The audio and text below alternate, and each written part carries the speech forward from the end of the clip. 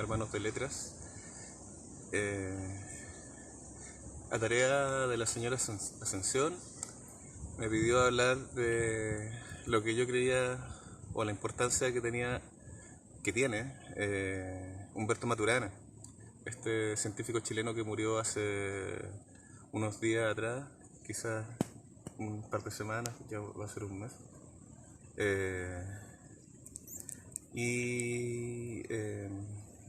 ¿Por qué lo nombré tanto?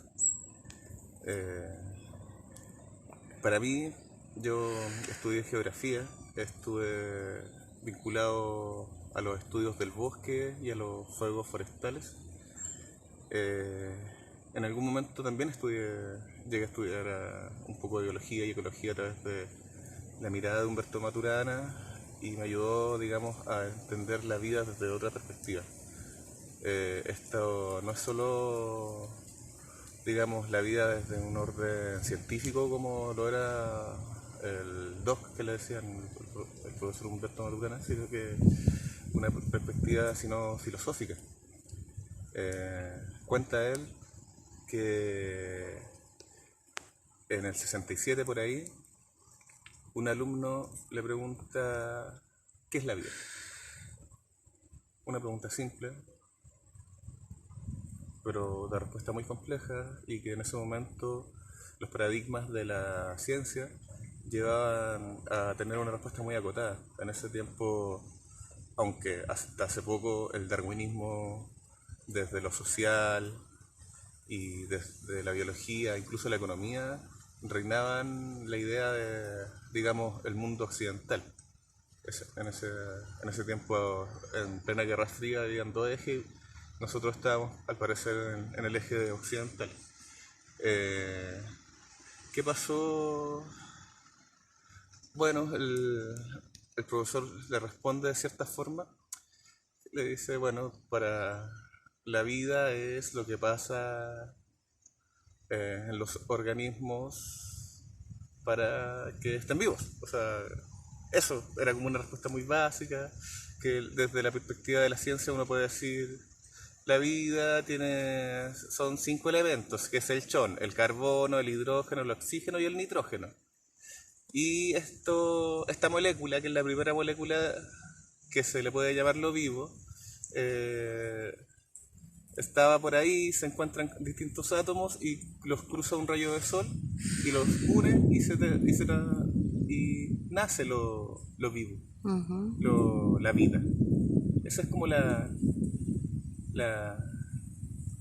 lo que la ciencia respondía hasta el momento, así como una cosa muy química.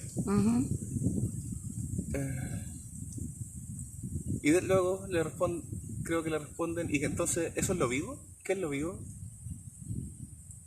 Y no había una respuesta. Cuenta el profesor que afortunadamente fue uno de los profesores que uno puede valorar cuando dicen, no, la verdad es que no sé. Y le dijo, venga el próximo año que le voy a tener la respuesta. Y en esa divagación, me parece que conoció a uno de sus ayudantes, se hizo bien amigo de uno de sus ayudantes, que es otro científico chileno que también está muerto, que murió antes que él, pero que los dos inventaron, digamos, esta teoría que es la autopoiesis. ¿Y qué es la autopoiesis? Si uno va a la palabra misma, somos hermanos de letra, entonces yo creo que por ahí podemos entrar por el tema del lenguaje. Auto es obviamente lo propio, el ser, la autonomía, ¿no? El ser en sí mismo, y poiesis es producción, la poesía, que de ahí viene, de esa palabra viene el griego de la poesía, ¿no? Pero la producción, entonces sería, claro, lo básico sería como lo que se autoproduce. ¿De qué forma se autoproduce? Que se autoorganizan. Los órganos o los entes de la naturaleza, del mundo físico, que se llegan a autoorganizar y a organizar con otros, digamos, eso podría ser la vida, como una máquina que se produce a sí misma, digamos. Él lo explica de una forma médica, porque él estaba cercano a la medicina, eh, que esta idea de autoorganización quería decir que en un cuerpo todos sus organismos se cooperan. Esto desde la ecología o el individuo, digamos un animalito, nosotros mismos el ser humano. Todos sus organismos se cooperan, o sea, todas sus células cooperan para que el cuerpo esté mejor. Obviamente hay obsolescencia, los cuerpos envejecen, pero los cuerpos tienden a esta, digamos, equilibrio, a esta homeostasis. Un ejemplo, como les decía, es, por ejemplo, aquí tengo una costra, una herida, me corté. Eso, digamos, en el cuerpo fue un caos, un divisor que generó que las células se dividieran y desde esas células, desde ese, digamos, material, emergiera lo que yo llevo dentro, que es sangre. Esa sangre empezó a salir, sus órganos internos de la sangre generaron una costrificación y luego Cicatriz. va a terminar con una cicatriz, justamente. Quizás eso es la autopoiesis, esa es la cara más eh, O verdadera. sea, a mí lo que me surge la pregunta es entonces, esta búsqueda, no necesariamente se puede llamar equilibrio o perfección. No, de hecho, yo creo que los seres humanos, y quizás él lo dice, pero los seres humanos somos seres que estamos en constante desequilibrio. Pero es como, si uno va a lo griego, eh, que estos dos hermanos que no son gemelos, pero que son iguales en apariencia, que es Dionisio y Apolo. Apolo. Claro, hay un flujo continuo, que quizás eso podríamos llamarlo de dionisíaco, hay un flujo continuo, yo me alimento, eso desequilibra porque hay un ente extraño, entra a mi flujo vital, la sangre, mis humores, que son los líquidos, deshacen eso, entregan vitalidad a todo el cuerpo. Eso no es equilibrio, eso es un desequilibrio, porque eso está entrando y saliendo. Pero digamos, eso es lo de iniciaco, lo que está pasando. Pero hay, por ahí dicen también algunas religiones, está el templo, está el cuerpo. Entonces esta arquitectura vendría a ser lo apolíneo. Lo que decíamos acá, pues está la piel, lo que uno ve, lo ordenado, y de repente, claro, viene algo externo que hace que esta elasticidad del sistema se rompa y de la Hola. elasticidad, hola, de la elasticidad vuelve, tiende de nuevo a reorganizarse. ¿Será que la vida está justamente en eso? En esa búsqueda permanente Yo creo que lo vivo tiene que ver de con... equilibrio, de Claro, organización y reorganización permanente. sí, sí, es como por ejemplo, mira, yo estoy sentado, estamos acá en Quilpué, en el estero, estamos hablando de flujos, o sea, el estero, podríamos hablar de Siodo, del río, que Siodo decía que uno nunca entra al mismo río cuando se baña, se puede bañar distintas veces, pero siempre va a ser distinto. El río está naciendo en su nacimiento, pero a la vez, en el mismo momento, está muriendo en el mar, en este caso el estero, o sea, en su desembocadura. Eh, hay ese continuo flujo que un río sin el flujo no sería río, sería otra cosa, una quebrada seca. Estamos acá en este árbol que es un sauce llorón. Y el sauce llorón, si ustedes ven, tiene unas flores entre medio, que estas flores se llaman quintral, que es, mira, y por ahí anda, mira, por ahí anda ¿cómo se llama? Un picaflor, chupando las, eh, el néctar del quintral. El quintral es una planta que se alimenta del sauce. Eh, Ahí entraríamos en relaciones, esto es una relación ecológica, donde ¿Es un parásito? es una planta parasitaria si uno va directamente a la biología, a la botánica. Pero desde la ecología es otra cosa. Pero sí, es un, aquí entra una cosa que digamos es lo que el profesor le disputa a la ciencia normal o a la ciencia darwiniana. Quizás ahí uno podría entender que tiene cierta mirada hacia la idea de la evolución más por el tema de Kropotkin, que Kropotkin habla del mutualismo, en cambio Einstein habla de la competencia y de la que los individuos que están dentro de este sistema, dentro de lo natural, de lo que estamos viendo, de lo vivo, Mm, o de lo que nosotros vemos afuera de mm, nosotros, existen porque tienen las competencias para existir. Sin embargo, eh, hay otra perspectiva que dice, no es las competencias lo que hacen que exista, lo que le estábamos hablando recién, sino que la capacidad de asociarse, mm. lo que hacen que en realidad las comunidades existan y que sus individuos existan. Entonces, Oye, Víctor, una consulta. digan, ¿Será que, bueno, yo entiendo como la evolución darwiniana siempre se ha simbolizado, digamos, como a una flecha, como a una línea que es como también la línea del progreso, ¿ya? Y este libro de Maturana que se llama Árbol del Conocimiento, podríamos llamarle que podríamos ver como en contraposición, o a lo mejor no en contraposición, pero sí como en comparación, que son muchas ramas, claro, tiene muchas ramas, muchos nodos, muchas vueltas, al lado de esta línea, digamos, ascendente, erecta, del Homus erectus, digamos, y del progreso, y que también tiene que ver con la evolución. La evolución habla desde el término darwinista. claro, lo que pasa es que en ese tiempo estaba también, es una cuestión muy lejana, pero que Darwin la une.